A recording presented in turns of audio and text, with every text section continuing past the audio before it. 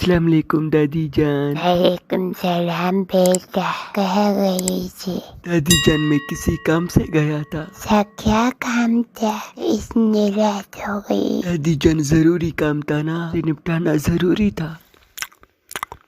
بیٹا چوری کا راستہ چھوڑ دو نا اور نیکی کا راستہ اختیار کرو، محنت مزدوری کرو کو بہت ثواب ملے گا۔ یہ پیاری پوتے، کیا تم چاہتی ہو میں یوں ہی پریشان مر جاؤں؟ دادی جان ایسی باتیں نہ کرے۔ تو پھر چوری کا راستہ چھوڑ دو نا، آج سے آپ نے چوری نہیں کرنی۔ اف دادی کھانا تو کھانے دو نا۔ بیٹا کیا تم اپنی چوری کا عادت نہیں بدلو گے؟ دادی جان میں چوری خوشی سے نہیں کرتا، محنت مزدوری سے اتنی رقم نہیں ملتی کہ میں اپنی زندگی کی خوشیاں حاصل کر سکوں۔ میں ہمیشہ غریب نہیں رہنا چاہتا، تبھی میں چوری کرتا ہوں تاکہ ہم اچھا کھا سکے اور اچھی طریقے سے زندگی گزار سکے۔ ٹھیک ہے بیٹا، لیکن آپ کو بھی مجھ سے ایک وعدہ کرنا ہوگا کہ آپ نے کبھی بھی جھوٹ نہیں بولنا، کسی بھی حال میں جھوٹ نہیں بولنا، چاہے کچھ بھی ہو جائے۔ بہت اچھا دادی، میں وعدہ کرتا ہوں کہ میں کبھی بھی کسی بھی حال میں کسی سے بھی جھوٹ نہیں بولوں گا اور ہمیشہ سچ بولوں گا۔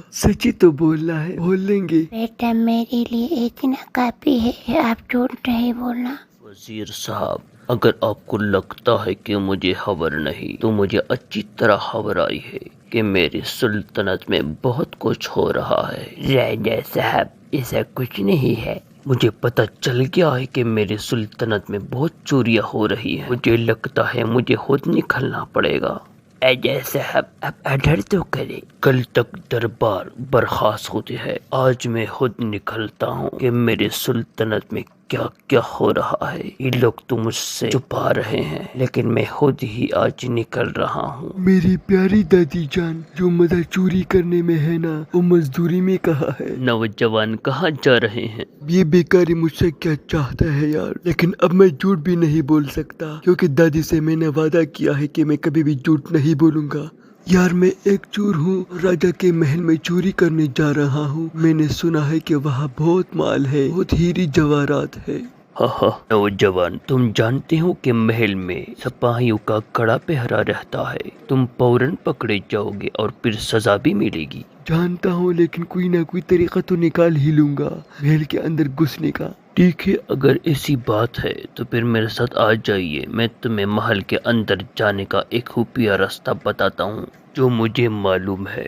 یہاں محافظ بہت کم ہے، ابھی تھوڑی دیر میں ان کی جگہ دوسری محافظ آ جائیں گے۔ جب یہ محافظ تبدیل ہو رہے ہوں گے تو آپ کے پاس اچھا موقع ہوگا کہ تم ان کی نظر بچا کر اندر گھس جانا۔ ٹھیک ہے، پر مجھے کیا کرنا ہوگا؟ جب آپ اندر جاؤ گے تو سامنے ہی راجہ کا کمرہ ہے، وہاں تخت کے نیچے تمہیں چھوٹی سی سنہری ڈبے میں راجہ کا خزانہ مل جائے گا۔ ویسے حیرت کی بات ہے، تمہیں یہ سب کچھ کیسے معلوم ہے؟ تم یہ سب چھوڑو، ہمیں سب کچھ معلوم ہے۔ چلو پھر ملتے ہیں، میں محل کی پیچھے والی گیٹ میں آپ کا انتظار کروں گا۔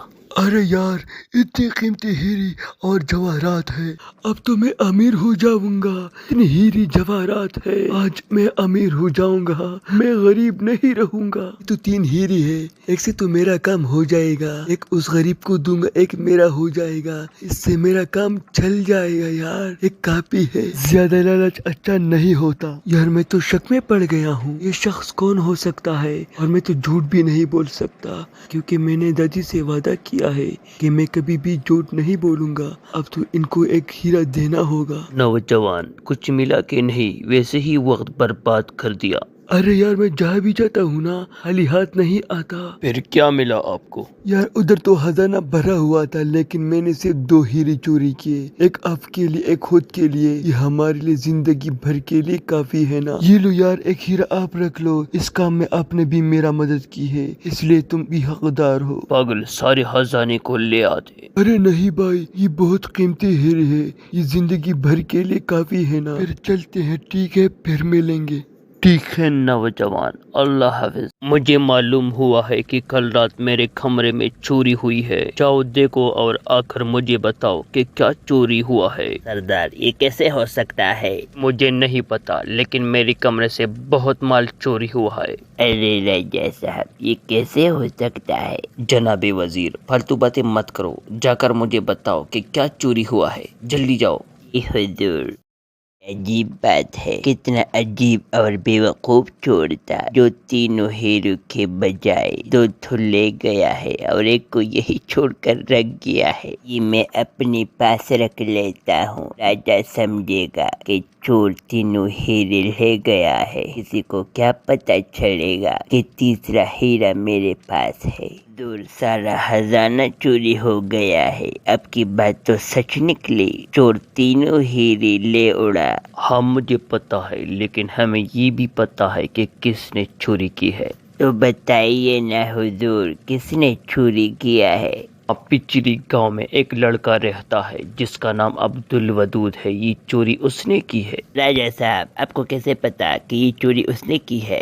راجا صاحب، پچھلی والے گاؤں کا لڑکا ادھر کیسے آ سکتا ہے؟ جناب وزیر، ہم کوئی جھوٹ تو نہیں بول رہے، ہمیں پتا ہے کہ یہ چوری اسی نے کیا ہے، وہ آپ سب کے سامنے اقرار کرے گا، اب جا کر اسے لے آؤ۔ اس نوجوان کو فوراً دربار میں پیش کرو۔ حکم۔ السلام علیکم بھائی صاحب، ادھر عبد الودود کا گھر کدھر ہے؟ ادھر سے تھوڑا آگے جاؤ، کسی سے پوچھو، ان کو تو سب جانتا ہے۔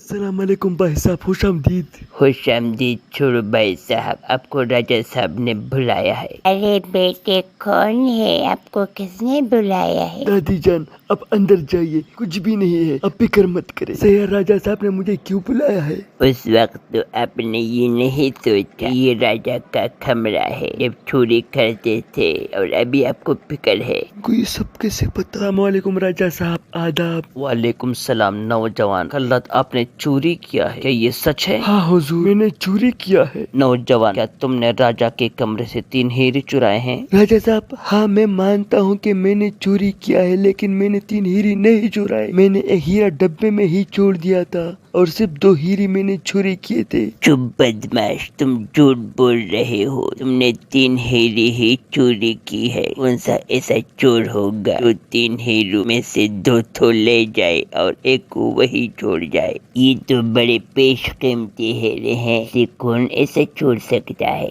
راجا صاحب، یہ سچ ہے، میں نے 2 ہی چرائے تھے، میں نے 3 نہیں چرائے، یہ سچ ہے، جھوٹ نہیں بول رہا راجا صاحب۔ نوجوان حوصلہ کرو، کہاں ہے وہ ہیرے جو آپ نے چوری کیے تھے؟ یہ لو راجا صاحب، یہ ایک ہیرا میرے پاس ہے۔ گستاخ، تم خود کہہ رہے تھے کہ تم نے 2 ہیرے چوری کیے ہیں، یہ تو ایک ہیرا ہے، دوسرا کہاں ہے؟ ہاں نوجوان، بتاؤ نا دوسرا ہیرا کدھر گیا؟ راجا صاحب، دوسرا ہیرا میں نے اس بیکارے کو دیا تھا جس نے اس چوری میں میری مدد کی تھی۔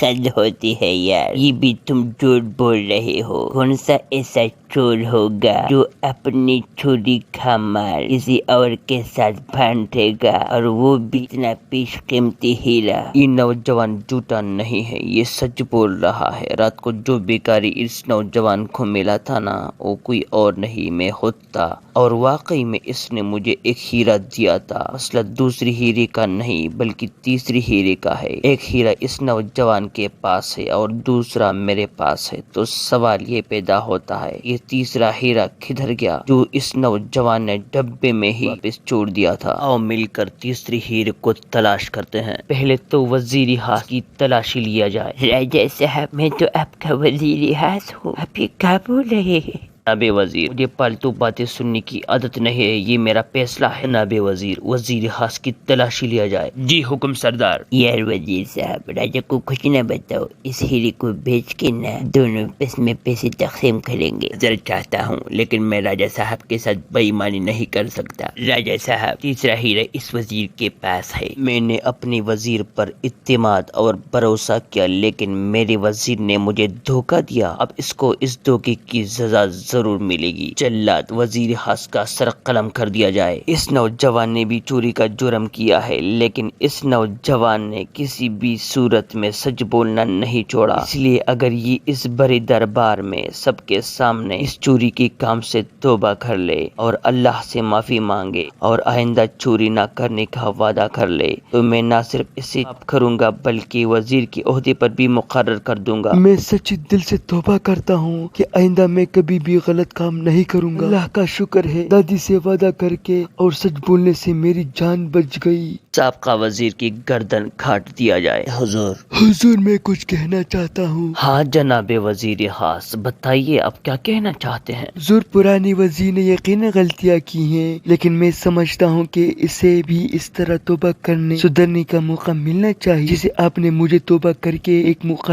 دیا تھا، اور اب میں آپ کا وزیر ہوں۔ عباس نوجوان، ہمیں آپ کی بات بہت پسند آئی۔ ہم وزیر کو جان بخشی کے ساتھ رہا کرنے کا حکم دیتے ہیں۔ پرانے وزیر کی ساری دولت ضبط کر لیا جائے اور آئندہ یہ ایک غریب آدمی کی طرح زندگی گزارے تاکہ اس کو غریبوں کی مشکلات کا احساس ہو سکے، یہ بھی جان سکے کہ جو لوگ مشکل وقت میں بھی ہمیشہ سچ بولتے ہیں نا، کبھی نقصان نہیں اٹھاتے۔ آپ کا بہت بہت شکریہ راجا صاحب۔